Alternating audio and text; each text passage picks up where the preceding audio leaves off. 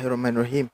Assalamualaikum kepada semua yang sedang menonton YouTube channel Nova Studios. Okey, ini adalah video kedua selepas saya ada upload video pertama 2 minggu lepas. Kalau tak silap saya, Jemimah Challenge by Red Nova. Okey, saya lah Red Nova yang tengah bercakap ni lah Red Novanya. Okey. Kepada siapa yang pernah tengok video minggu lepas, Alhamdulillah, terima kasih. Pada siapa yang belum tengok lagi, bolehlah tengok dekat YouTube channel Nova Studios. Okay. So, untuk video kali ni, saya nak bercerita sikit pasal apa-apa sajalah ilmu yang saya tahu, pengetahuan yang saya ada belajar daripada kawan-kawan, daripada ustaz-ustaz, daripada cikgu-cikgu, daripada mak bapak saya. So, saya akan kongsikan sedikit lah dekat dalam video kali ni.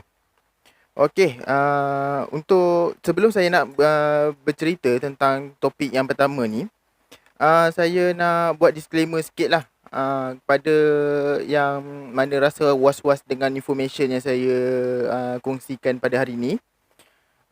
Boleh rujukkan pada orang yang lebih arif, lebih pakar. Saya pun bukannya nak kata saya ni pandai sangat, okey. Saya cuma kongsikan apa yang saya tahu.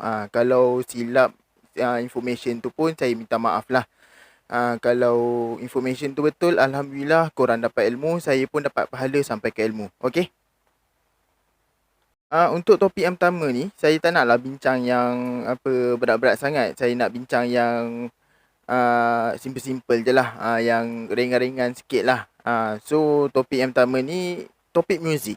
Saya pun bukannya nak kata saya pandai sangat bahagian muzik, tapi mak saya pun dulu melalui bidang muzik, ada juga menceburi dalam bidang muzik. Bapak saya pun ada juga menceburi dalam bidang muzik. Kawan-kawan saya pun ada yang masuk, ada yang belajar dalam bidang muzik. So, daripada situ sedikit sebanyak saya pun minat dalam bidang muzik dan saya ada belajar sikit demi sedikit pasal muzik ni. So, kalau kata pasal muzik ni, kalau kita tanyalah kawan-kawan kita, kalau kita tanya member lah, kalau korang tanya member korang, muzik ni apa? Kebanyakannya akan jawab kemungkinan sama dengan apa yang saya nak kongsikan pada hari ni. Kemungkinan ada yang lebih ilmiah daripada apa yang saya kongsikan lah. Ada juga yang saya boleh kata ini boleh dikategorikan lawak-lawak hamba. Jawapan yang biasa, yang lawak-lawak hamba ni, muzik tu lagu, lagu tu muzik. Itu jawapan lawak hamba lah. Kadang-kadang jadi macam kaki ni ringan, dia nak pergi melekat muka member kan. Tapi itulah apa biasalah gurau member kan. So, makna muzik yang biasa saya dengar daripada orang lah, dia adalah bunyi yang terhasil daripada peralatan mengikut rentak. Tak kisah apa-apa alat pun. Dulu kita pernah dikejutkan dengan satu video viral, budak pakai pen. Diorang gunakan 2 pen ketuk-ketuk meja jadi rentak. So, kalau nak katakan muzik ni kena ada spesifik instrumen, tak juga.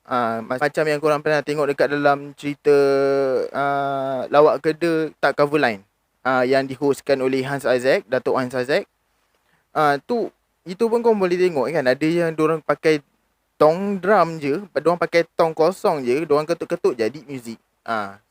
Sedangkan Datuk Ramli MS pernah tanya dekat Datuk Hans Isaac, macam mana diorang boleh buat muzik pakai ketuk gitu, jadi dah beat, dah jadi dah rentak, dah jadi dah bunyi muzik yang sedap. So, nak kata muzik ni dia tak ada spesifik instrumen.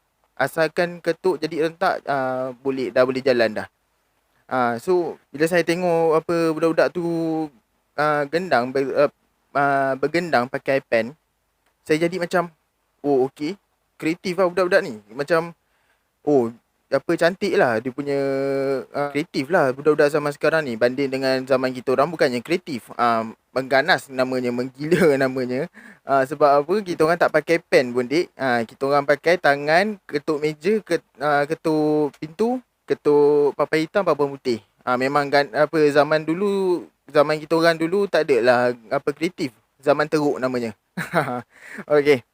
So itu dalam yang biasa saya dengar lah. Ada juga yang bagi ilmiah, tapi saya pun dah lupa dah apa dia punya ayat ilmiah maksud muzik ni.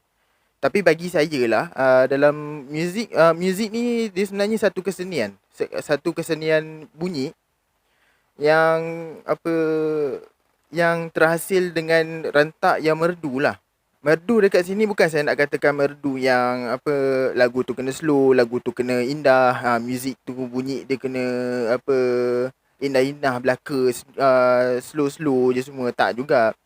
Lagu bunyi yang merdu bagi dekat sini, maksud saya mengikut jiwa seseorang tu lah. Kalau orang tu minat lagu-lagu keras, orang tu minat lagu-lagu keras, lagu-lagu rock, lagu-lagu metal, itulah muzik rentak merdu bagi orang. Itulah muzik merdu bagi orang. Kalau ada orang yang minat dengan lagu-lagu hip hop, lagu-lagu EDM, itulah lagu merdu bagi orang. So merdu dekat sini bukannya maksud yang slow ataupun indah tu So untuk video kali ni saya nak bercerita tentang peredaran muzik mengikut zaman. So daripada kita dulu ada zaman muzik Melayu tradisional dengan muzik Melayu klasik. Muzik Melayu tradisional ni macam korang tahulah, ada Ghazal, ada DK Barat, ada Dondang Sayang. Dondang Sayang tu pun salah satu genre muzik tradisional zaman dulu. Ada gamelan. Gamelan pun orang kata gamelan tu berasal daripada Jawa. Sebenarnya gamelan tu dia berasal daripada tanah Melayu. Kita semua ni tanah Melayu, Indonesia tanah Melayu, Jawa pun tanah Melayu. Boleh katakan Asia Tenggara ni adalah tanah Melayu. Bukannya kata Malaysia sahaja tanah Melayu, okey? Indonesia pun tanah Melayu, Jawa pun tanah Melayu, okey? And then kita ada muzik, zaman-zaman muzik klasik, which is keroncong, pop bieye, rock kapak tu semua kan, agogo, jazz. Jazz sebenarnya wujud dah lama juga, bukannya zaman-zaman sekarang, okay? And then kalau kata keroncong sampai sekarang masih ada lagi. Cuma tak ramai orang yang memainkan genre muzik keroncong ni lagi. Ada tu memang ada, tapi cuma tak ramai, okay? Okay, first kali saya nak bercerita pasal muzik Melayu tradisional. Okay, genre muzik Melayu tradisional yang pertama adalah Ghazal yang saya nak ceritakan pada hari ni. Seperti yang ramai tahu, Ghazal ni dia adalah satu kesenian muzik tradisional negeri Johor. Tapi tak ramai yang tahu, Ghazal ni sebenarnya dia berasal daripada tanah Arab. Yang asal nama dia adalah Qamat. And then bila dia bawa ke tanah Melayu pada zaman dulu, orang Melayu jadikan dia muzik Ghazal disebabkan penambahan alat muzik dekat dalam muzik Qamat tu. And then daripada situ dia jadi Ghazal. Ghazal ni dia kalau ikutkan zaman dululah, dia dimainkan dalam majlis keramaian macam majlis perkahwinan. Kalau ikut dulu sampai sekarang, majlis perkahwinan ada lagi, majlis pertunangan pun ada juga, orang Johor ada gunakan. Untuk persembahan pentas pun ada juga Ghazal ni. Kalau ikutkan zaman dulu, yang saya agak menarik dekat sini, dulu Ghazal ni pernah dimainkan waktu pembukaan daerah baru. So bila ada daerah-daerah baru ataupun penempatan-penempatan baru bagi negeri Johor, diorang akan buat satu majlis keramaian pembukaan daerah tu, pembukaan tempat tu pada orang-orang ramai lah, pada penduduk-penduduk tempatan dekat situ. And then daripada situlah diorang perkenalkan Ghazal dekat seluruh negeri Johor. Okay. And then alat-alat muzik Ghazal ni pula, saya bahagikan kepada dua. Alat muzik utama dengan alat muzik tambahan. Alat muzik utama ni adalah alat muzik yang digunakan daripada zaman dulu sampailah sekarang. Alat muzik tambahan ni adalah alat muzik yang bila masuknya alat-alat muzik dari barat yang masuk ke tanah Melayu, and then daripada situ diorang buat tambahan, buatkan Ghazal ni dia jadi lagi merdu, lagi sedap lah dia dengar pada zaman sekarang. Alat muzik utama yang pertama saya nak ceritakan adalah peti harmonium. Peti harmonium ni dia lebih kurang macam keyboard je. Kalau budak-budak zaman sekarang ni tak tahu peti harmonium ni apa benda. Peti harmonium bukan peti aluminium, bukan. Peti harmonium. Okey, peti harmonium ni dia lebih kurang macam peti akordion. Siapa yang tak tahu Google. Kalau ikutkan zaman-zaman sekarang, budak-budak tak tahu, dia lebih kurang macam keyboard, dia lebih kurang macam piano. Tapi dia ada keistimewaan dia ada kelainan dia sikit. Siapa yang tak tahu tu Google lah peti harmonium ataupun peti akordion tu. Peti akordion ni dia kecil sikit and then dia ringan. Peti harmonium ni dia besar sikit and then dia berat. Biasanya peti harmonium ni kalau orang tu kuat, dia boleh lah angkat seorang. Kalau tak larat, memang kena angkat 2 orang lah peti harmonium ni, dia punya berat. And then alat muzik yang kedua, alat muzik utama yang kedua adalah gambus. Sebelum wujudnya gitar, sebelum masuknya alat muzik gitar dekat tanah Melayu dulu, kita ada satu alat muzik yang seakan-akan gitar. Itulah dia gambus. Bukan dekat negeri Johor je ada pakai. Dekat Sarawak pun ada, dekat Sabah pun ada. Tapi ada juga yang mengatakan dekat Sabah Sarawak tu dia tak dipanggil gambus tapi dia ada nama lain. Yang itu saya akan ceritakan nanti dalam topik tarian. Sebab dekat Sabah dia mau pada tarian banding dengan muzik lah. Sebab Sabah Sarawak dia lebih tertarik pada tarian. Lebih tarikan dia lebih pada tarian. So nanti saya akan ceritakan pasal tarian tradisional dekat negara kita ni. Okey. Alat muzik utama yang seterusnya adalah rebana. Rebana ni dia lebih kurang macam kompang, cuma dia kecil sikit. Kalau korang tahulah, kalau korang perasan, rebana ni dia punya belakang, dia punya yang ada lekuk belakang dia tu, itu dia lebih lebar ataupun dia lebih besar. And then dia punya boleh kata yang lubang kat belah belakang dia tu lebih kecil. Kalau kompang dia punya saya tak ingat lah apa nama yang kat belakang tu. And then dia punya kompang ni, dia punya belakang, lubang kat belakang dia tu lebih besar. So kompang dia punya bunyi lebih kuat, rebana dia punya bunyi lebih macam mendalam sikit, lebih pada ke dalam sikit bunyi dia. So ada dekat dalam ghazal ni pun ada juga pakai kompang, ada juga pakai gendang ibu. And then tabla. Tabla ni, okey. Siapa yang tak tahu tabla ni, dia sebenarnya adalah alat muzik yang pada zaman dulu, tanah Melayu ni, orang-orang masyarakat Melayu dekat zaman dulu, sebelum kedatangan Islam ke tanah Melayu, orang Melayu dulu menganut agama Hindu. So tabla ni adalah salah satu alat muzik yang daripada masyarakat India yang dibawa ke tanah Melayu. Biasanya pada zaman dulu untuk majlis-majlis keramaian, majlis-majlis untuk ketuhanan, keagamaan, itu biasanya diorang akan gunakan tabla ni lah. Tapi bila masuknya Islam ke tanah Melayu, tabla ni masih juga digunakan sebagai alat muzik tradisional. Sampai sekarang tabla ni bukan setakat orang-orang India saja yang pakai, tapi orang Melayu pada pakai sebabkan ini adalah muzik tradisional masyarakat Malaysia. Bukan setakat Melayu, bukan setakat India, tapi ini adalah alat muzik tradisi komuniti Malaysia. Ini dia. And then sekarang ni saya nak cerita pasal alat muzik tambahan. Alat muzik tambahan macam saya cakap tadi ada gitar. Okay, gitar ni selepas kemasukan alat-alat muzik daripada barat, daripada negara luar, barulah masuknya gitar ni ke tanah Melayu. And then ada violin ataupun viola, bukan violin ataupun violence, bukan. Dia violin.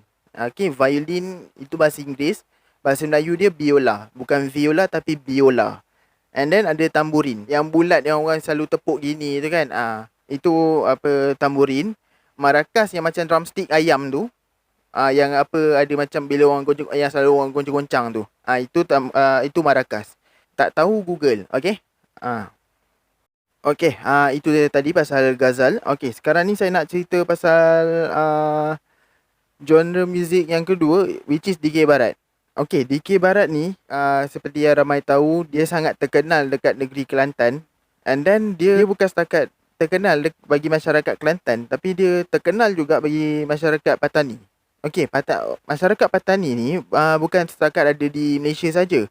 Masyarakat Patani ni ada juga dekat Thailand. Ada juga dekat Kedah, dekat Perlis, dekat Pening. Pening pun ada walaupun sikit. Tapi adalah juga orang-orang masyarakat Patani.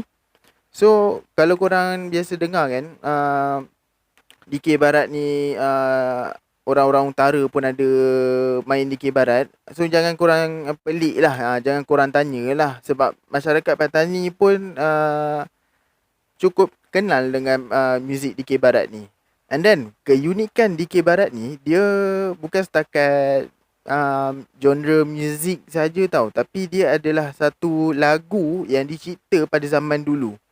Kalau kata Ghazal dia ada syair dia sendiri.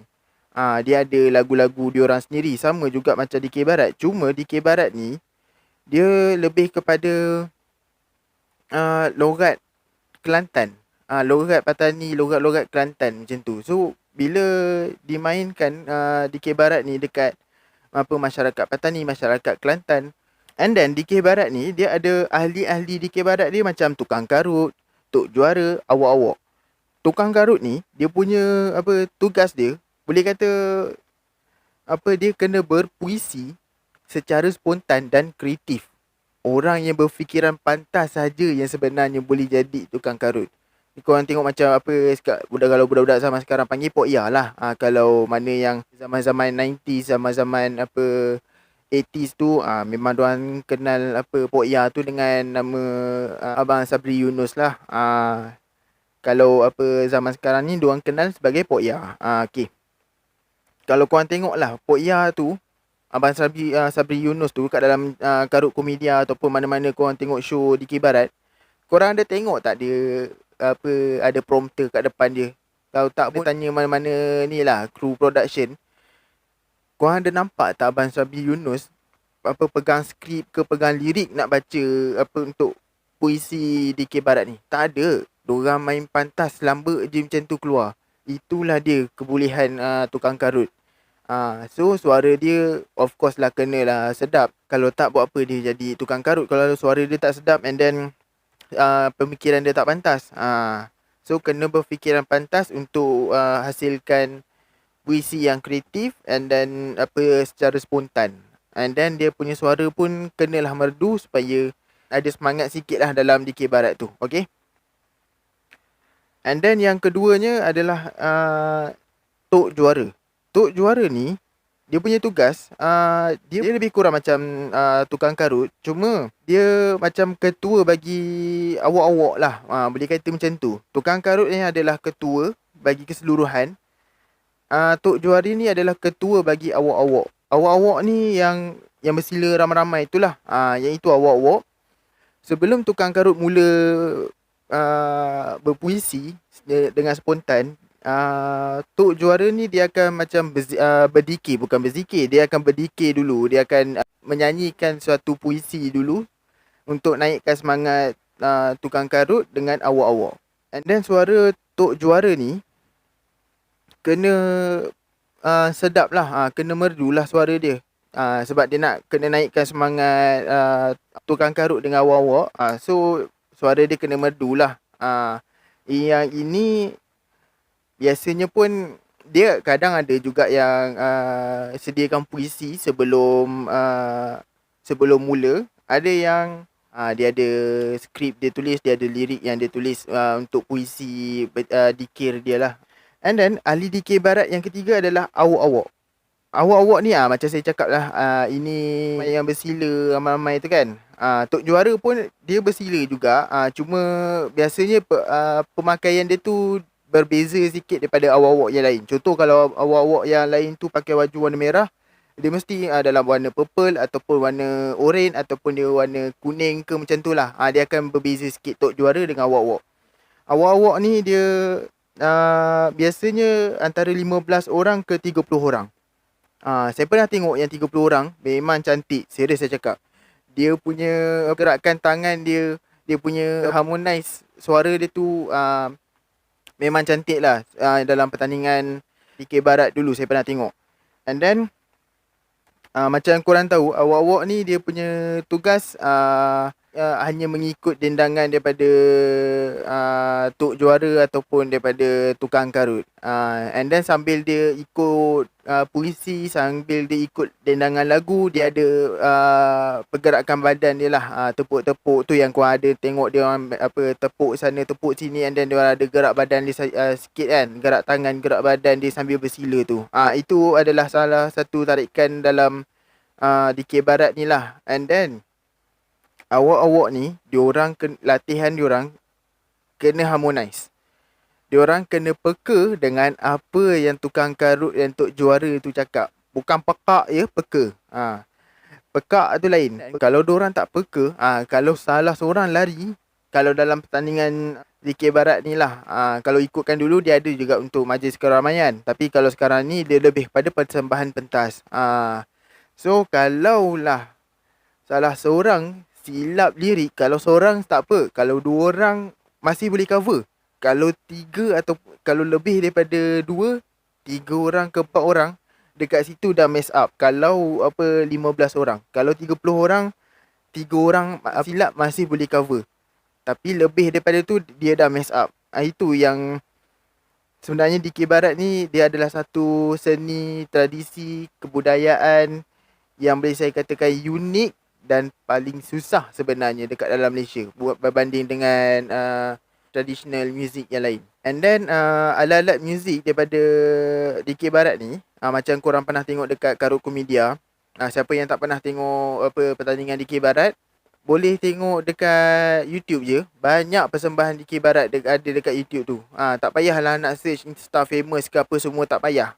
Dekat YouTube tu macam-macam benda yang korang boleh belajar. Jangan belajar benda yang tak elok sudahlah. Okay. So alat muzik yang pertama dalam DK Barat ni, rebana. Macam saya cakap tadi, rebana ni dia lebih kurang macam kompang. Ada juga yang pakai kompang. Rebana dengan kompang pun ada. And then dia ada gong.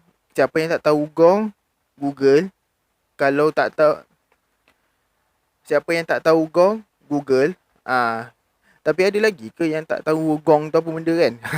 And then marakas. Marakas ni salah satu alat muzik zaman sekarang lah. Dulu tak ada lagi.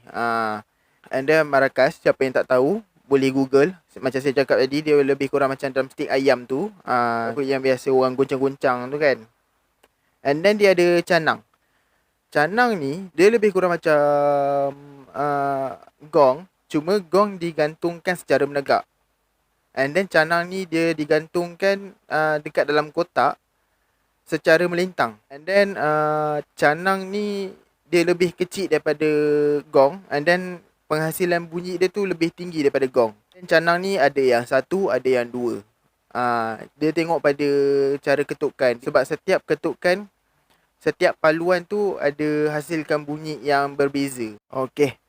Untuk genre muzik tradisional yang ketiga, ini boleh dikatakan genre muzik yang misteri. Sebab kalau siapa yang pernah dengar misteri jam 12 dulu, and then sekarang ni Casey ada buat malam seram dekat YouTube.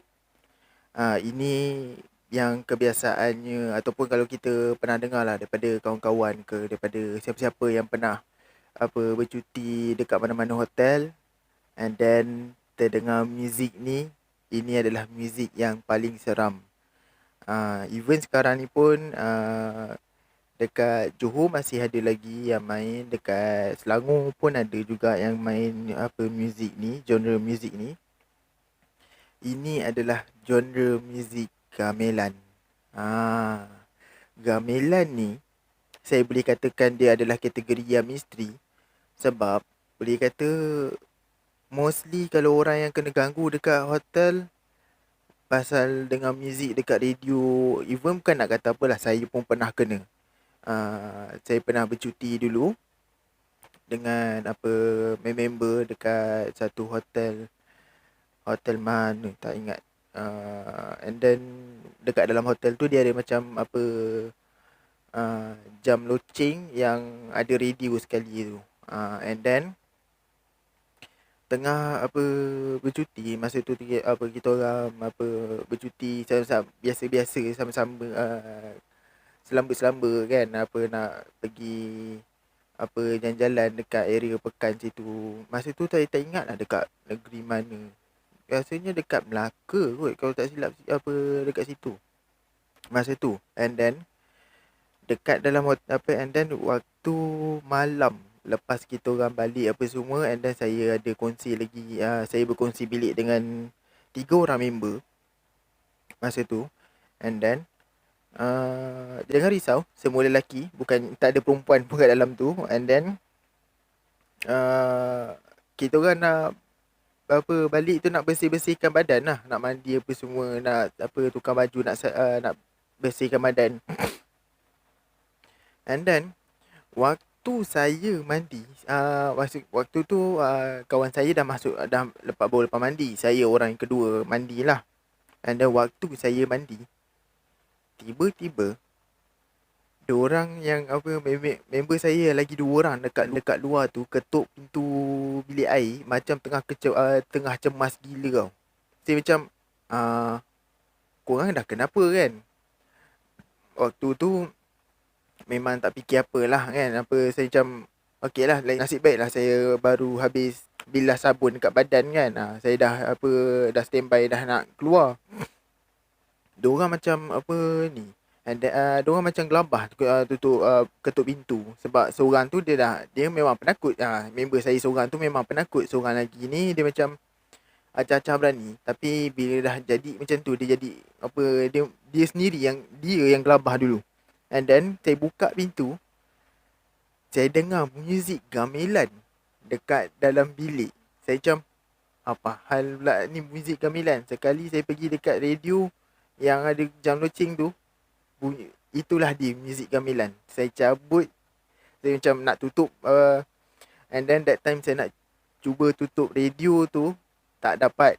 Saya macam okey, kemudiannya saya cuba tutup pula, bunyi lagi radio tu. Saya macam ini dah lain macam dah ni. Cabut pula, pun berbunyi juga gamelan.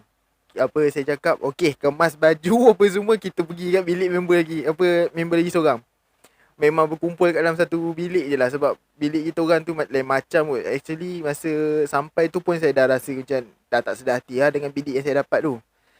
And then malam tu, itu baru malam pertama tau kita orang kena. Nasib baiklah waktu tu kita orang book satu malam je. Sebab esoknya kita orang apa, book ke Chalet pula kalau tak silap Chalet ke, ataupun kita orang book hotel lagi satu. Macam tu lah, lebih kurang macam tu lah. Tapi saya tak nak sebut lah hotel mana, tapi seriously agak cemas sikit lah kat situ. Memang meremang lah bila dah cabut pula pun bunyi dia radio tu masih berbunyi lagu gamelan. Kita orang kata okey, saya dengan tak pakai baju bertuala lagi. Terus terus kata okey, angkut barang-barang semua, pindah bilik lain. Memang kata pindah bilik member lagi seorang. Nasib baik ada lagi, masa tu kita orang pergi dalam 5 orang ke 6 orang tu kalau tak silap lah. Lagi yang selebihnya tu dekat bilik lain. Kita orang 3, yang lagi seorang tu 2 orang kot rasanya. 5 orang lah kita rasa kita orang pergi masa tu. And then lagi 2 tu dekat bilik lain. Kita orang pindah kat bilik dia lah. Tidur ramai 5 orang berhimpit dalam satu bilik tu. Serius lah, seram. And then okay, berbalik pada topik muzik ni. Okay, gamelan ni dia kalau ikutkan dia berasal daripada satu perkataan Jawa yang berbunyi gamil. Gamil bukan Jamil, bukan Abang Jamil yang kahwin 3 tu, bukan. Itu P.Ramlee. Itu filem P.Ramlee. Okay, ini adalah gamil yang maksudnya memukul ataupun menabuh. So bila nak dijadikan satu genre muzik ataupun nak dijadikan satu jenis muzik, dia tambahlah AN dekat belakang tu, jadilah gamelan.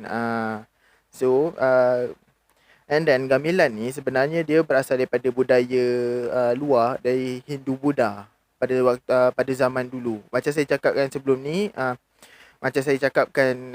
tadi, sebelum kedatangan Islam ke tanah Melayu, masyarakat Melayu dulu adalah beragama Hindu. And then Gamelan ni salah satu daripada kebudayaan Hindu-Buddha pada zaman dululah bagi masyarakat Melayu. And then gamelan ni dia ada beberapa jenis gamelan lah kalau korang nak tahu. Gamelan yang biasa kita dengar dekat Malaysia ni adalah gamelan Jawa. Yang biasa kena serangan seram tu biasanya dekat Malaysia ataupun dekat Singapura itu adalah gamelan Jawa.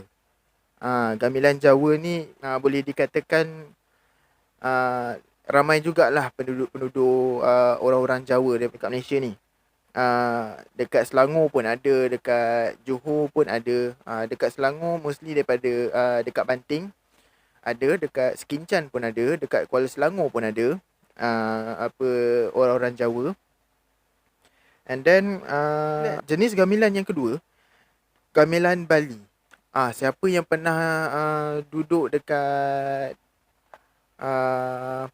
Indonesia, dekat Bali, diorang tahulah kalau kat hotel-hotel Bali yang mana pernah kena muzik gamelan tu kan. Inilah dia gamelan Bali yang mana pernah bercuti kat Bali tu lah. And then gamelan Sunda. Gamelan Sunda ni dia adalah one of gamelan yang ada dekat Indonesia pun ada, dekat Thailand pun ada, dekat Malaysia pun ada. And then dekat boleh kata serata Asia Tenggara lah ada gamelan Sunda ni. Sebab gamelan Sunda ni dia more pada Hindu-Buddha. So dekat Thailand, which is korang tahu, agama rasmi diorang adalah agama Buddha.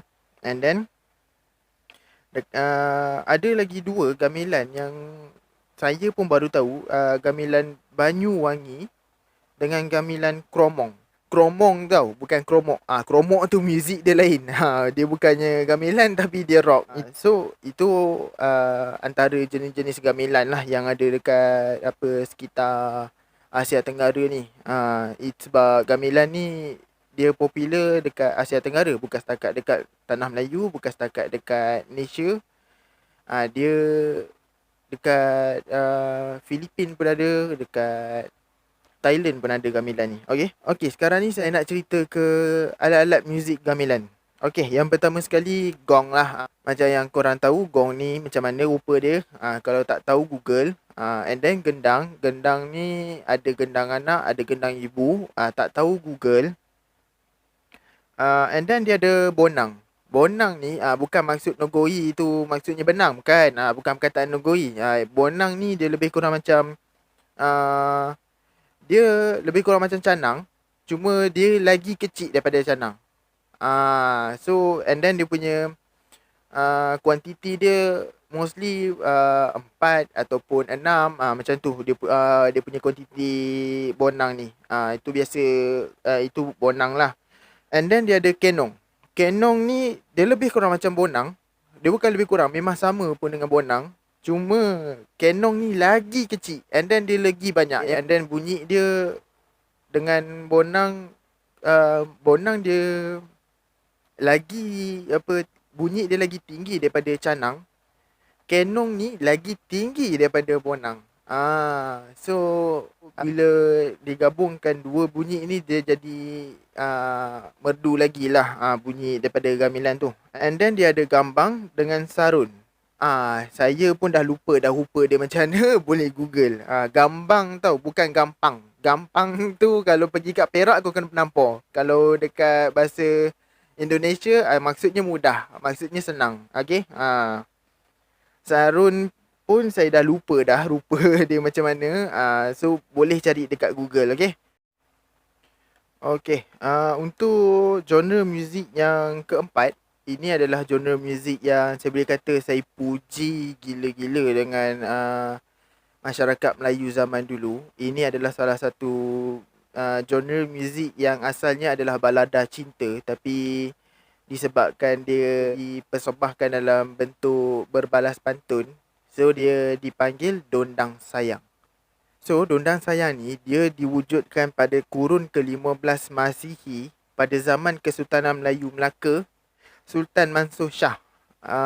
untuk menghiburkan pedagang-pedagang yang singgah ke Pelabuhan Melaka pada zaman dululah. Biasanya Dondang Sayang ni dia di dipersembahkan oleh dayang-dayang istana lah, yang biasanya cantik jelita lah untuk menyanyikan Dondang Sayang ni. And then Dondang Sayang ni, macam saya cakap tadi, ini adalah salah satu keunikan muzik tradisional zaman dulu, which is diorang gunakan pantun sebagai lagu. Kau nak kata syair, Arab pun ada syair, Jepun pun ada syair, dekat tanah besar Cina pun ada syair. Tapi bagi dunia, dekat tanah Melayu sahaja yang ada pantun. Tanah Melayu ni kita hanyalah semenanjung tanah Melayu, okey. Indonesia pun Melayu, okey. Jawa pun Melayu, kita of course Melayu. So pantun tu ada dekat tanah Melayu sahaja. And then Dondang Sayang ni dia mengalunkan pantun dalam nyanyian lagu, genre Dondang Sayang. So inilah yang buatkan Dondang Sayang ni adalah salah satu muzik tradisional yang sangat unik, dan saya boleh katakan ini one of genre yang saya favourite lah, saya boleh kata. Saya favourite zaman dulu sampai sekarang. Dondang Sayang lah saya kata paling unik, paling saya favourite. Okay, sekarang ni saya nak masuk ke genre muzik yang kelima dalam genre muzik tradisional.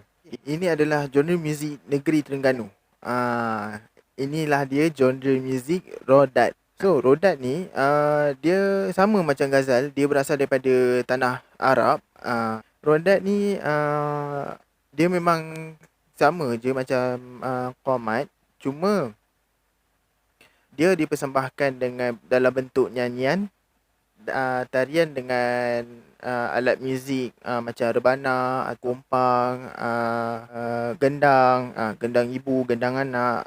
Then dia dalam persembahan tu dia akan sampaikan mesej yang berunsurkan keagamaan dan kemasyarakatan, biasanya dalam budi bahasa ke ataupun kebudayaan. Dalam keagamaan itu biasanya dia akan selitkan dalam muzik Rodat ni. So Rodat ni kalau korang tak tahu, korang boleh search dekat YouTube, boleh tengok persembahan Rodat ni. Sebab saya pun dah buat research, bukan setakat saya buat research dekat Google, bukan setakat saya buat research dekat internet. Even saya tanya juga pada kawan-kawan saya. Saya pun ada saudara dekat Terengganu, and then saya pun baru tahu pasal muzik Rodat ni ada dekat Terengganu. Sebab sebelum ni yang kita tahu, Terengganu dia ada satu muzik yang boleh dikatakan agak misteri, which is lagu Tujuh Puteri. Lagu apa nama, Ulit Mayang. Yes. Ada persembahan Ulit Mayang biasanya ada dekat tepi-tepi pantai Terengganu lah. Tapi tak tahulah sekarang. Dulu memang ada lah. Time musim Covid ni memang takkan ada. Tapi kira macam zaman-zaman sebelum Covid ni, saya tak tahu lagi ada ke tak. Cuma saya pernah dengar cerita pada zaman dulu. Even kalau kata pasal Ulit Mayang ni, kakak saya pernah kena ganggu disebabkan lagu Ulit Mayang ni. Sebab kakak saya pernah nak buat persembahan Ulit Mayang dekat sekolah dulu. And then saya pun tak apa ingat sangat cerita dia, sebab masa tu kakak saya kecil lagi. Dia sekolah rendah. Saya masa tu saya pun sekolah rendah ke saya sekolah... saya rasa saya masa tu pun saya sekolah rendah, dalam darjah 1, darjah 2 macam tu lah. Kakak saya dalam darjah 5 ke darjah 6 macam tu. Kakak saya dengan kawan-kawan dia nak buat persembahan Ulit Mayang, and then ada gangguan. Saya pun dah tak ingat dah cerita dia macam mana. Tapi itu itu Ulit Mayang. Ini kisah pasal Rodat. Okay. Itu sajalah pasal Rodat ni. Okay. Ini adalah genre muzik tradisional yang keenam, yang tak ramai yang tahu. Saya pun baru tahu. Cuma pada awalnya saya nak kongsikan, bila saya buat research and then saya nak kongsikan kat dalam video ni, saya rasa was-was sebab ini melibatkan dia melibatkan raja-raja Melayu. Tapi lepas saya buat research, kawan saya pun ada bagi tahu, dia suruh saya research lebih untuk genre ni. Saya rasa saya boleh ceritakan, cuma saya tak nak cerita lebih sebab takut dia jadi information yang salah. So, ini adalah genre muzik nobat. Okay, genre muzik nobat ni, dia bukan untuk masyarakat-masyarakat biasa macam kita. Tak. Genre muzik nobat ni hanya dimainkan dekat Istana Diraja Melayu sebagai satu seni persembahan. So, bukan sebarang orang je yang boleh main muzik nobat ni. Sebab dia special untuk kaum kerabat diraja Melayu sahaja. Kalau orang masyarakat biasa macam kita ni, saya boleh katakan saya tak sure macam mana, cuma dia lebih kepada persembahan seni dalam Istana Diraja Melayu lah. And then negeri-negeri yang masih mengekalkan genre nobat ni adalah negeri Perak, Kedah dengan Terengganu. So Terengganu dia ada muzik rodat, dia ada juga ulit mayang. Ulit mayang saya tak sure dia punya genre muzik dia apa. And then nobat ni adalah salah satu daripada genre muzik yang kekal dekat negeri Terengganu. And then of course Perak pun ada sebab Perak ada Sultan kan. So muzik nobat ni masih dimainkan dekat negeri Perak lah. And then muzik nobat ni dia hanya dimainkan untuk majlis tertentu sahaja dekat istana. Bila dititahkan oleh Sultan, dititahkan oleh Yang di-Pertuan Agong, barulah muzik nobat ni akan dimainkan oleh pemain-pemain muzik nobat ni lah. Yang mana dilantik oleh Sultan sendiri untuk memegang muzik nobat ni. And then alat-alat muzik nobat ni, dia ada macam biasa gong, and then gendang, and then serunai. Siapa yang tak tahu serunai tu apa, Google. And then dia ada nafiri dengan nahara. Tak tahu Google. Saya pun dah lupa apa rupa nafiri dengan nahara ni sebab saya tengok dia sekali je dekat internet. Saya search hari tu tengok, sebab saya macam bila saya dapat tahu muzik nobat ni, saya macam okay, muzik alat muzik nafiri ni apa benda? And then saya tengok, okay, saya tengok sekali tu je lah. And then nahara. And then saya search pun saya tengok macam sekali tu je lah, tapi dah lupa dah alat muzik dia macam mana. So nampak sangat lah saya bukannya orang yang layak dengan muzik nobat ni. Sebab muzik nobat ni memang dimainkan oleh orang-orang tertentu saja. Bukannya sebarang orang, bukannya orang macam kita, bukannya band-band lain, band kat luar sana tak boleh main sesuka hati. Tak. Genre muzik nobat ni memang hanya untuk hanya orang tertentu saja boleh main, hanya untuk majlis-majlis keramaian tertentu di istana. Okay. Okay, itu dia tadi pasal muzik tradisional Melayu pada zaman dulu. Ada juga sampai ke zaman sekarang masih kekal lagi muzik-muzik tradisional tu. Saya harap siapa yang tengok video ni, korang dapat kekalkanlah muzik tradisional Melayu ni. Sebab inilah dia kesenian, inilah dia keunikan masyarakat Melayu. Korang kena bangga, kita sebagai bukannya setakat rakyat Malaysia, tapi kita adalah masyarakat Melayu. Kita ada kesenian, kita kaya dengan kesenian, termasuklah tarian. Tarian nanti saya akan bincangkan topik ni, mungkin kat dalam topik yang kedua. Buat masa ni saya nak bincang dalam topik pertama ni hanyalah pasal muzik. Okay, sekarang ni saya nak masuk ke zaman muzik klasik. Muzik Melayu klasik ni dia pada zaman 50-an, 60-an macam tu. Itu adalah zaman-zaman muzik klasik lah. Okay, tapi buat masa ni saya nak kongsikan hanya dua saja sebab Yelah masa pun tak banyak. Kalau korang tengok lama-lama sangat pun bosan juga kan. Korang nampak muka aku ni kat depan skrin ni kan.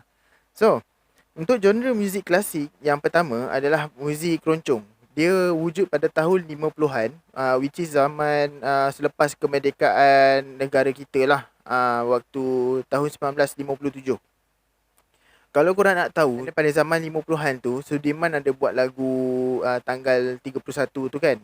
Okey, lagu tanggal 31 tu, itu adalah muzik keroncong pada asalnya.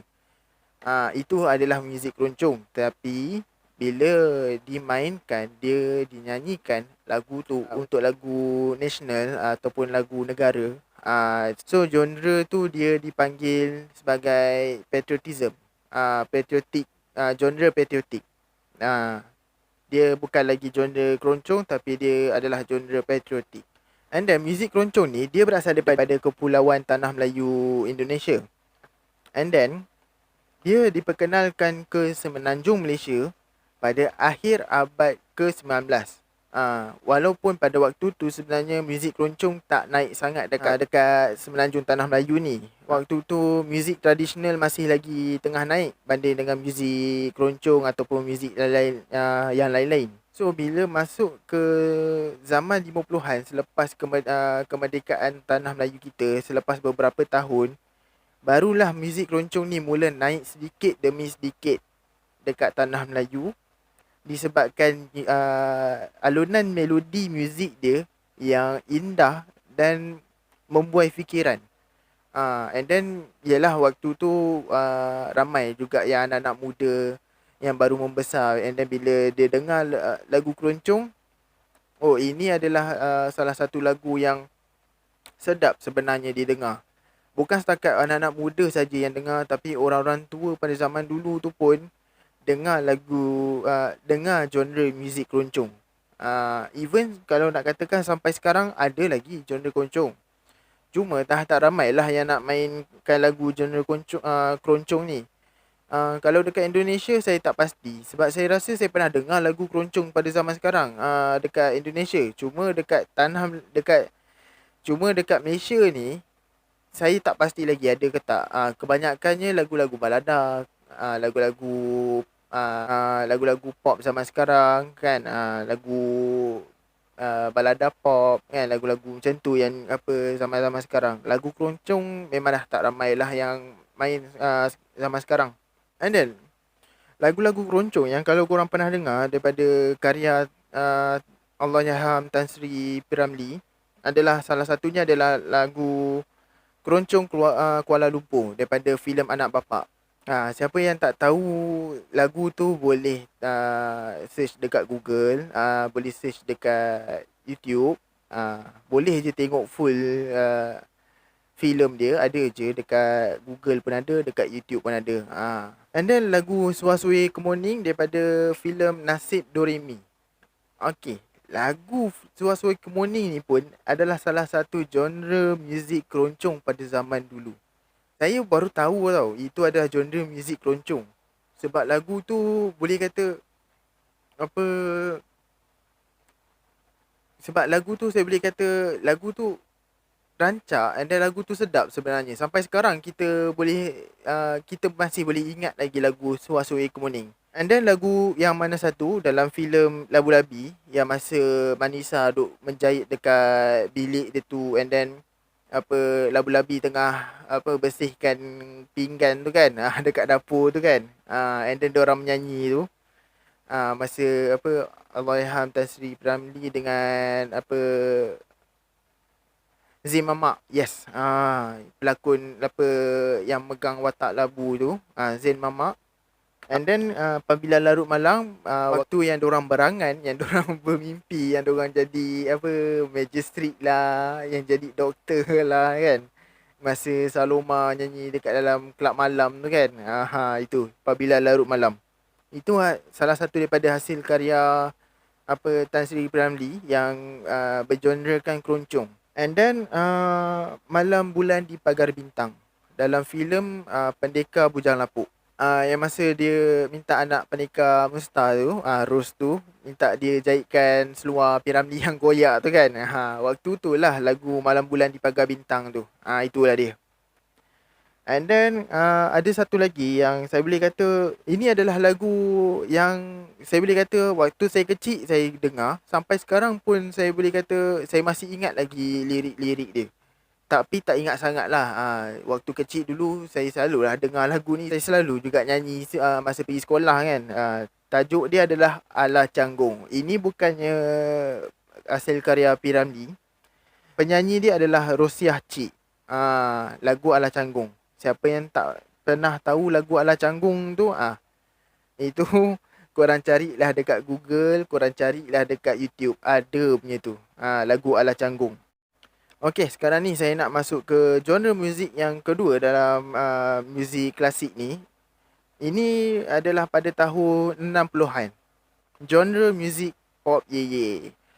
Okey, genre muzik pop ye ni dia lebih kurang je dengan genre muzik retro.